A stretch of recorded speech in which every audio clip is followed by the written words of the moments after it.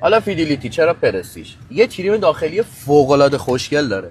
نورپردازی داخل این ماشین، سیستم تهویه دیجیتال، دوربین 360، سه حالت رانندگی، کنترل پایداری، رادار نقطه کور، دو مزدستی برقی، اتو هول، کنترل تو سراشیبی با یه فرمون دی.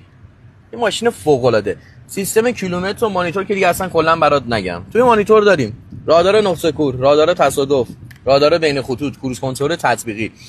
دیگه چی خوشگل‌تر بهشونه. سیستم پدال داخل این ماشین نگاه کن. چقدر خوشگله.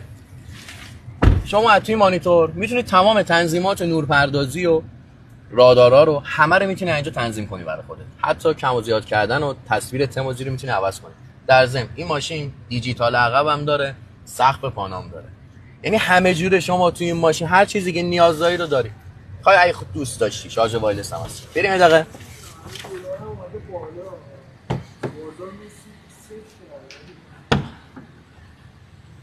اینم تیریم داخلی عقب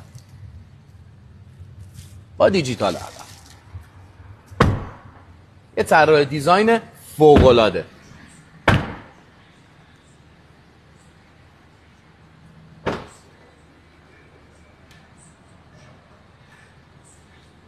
این ماشین شما تو 2 تا تیپ میتونی بخری. 5 نفره مثل این و 7 نفره.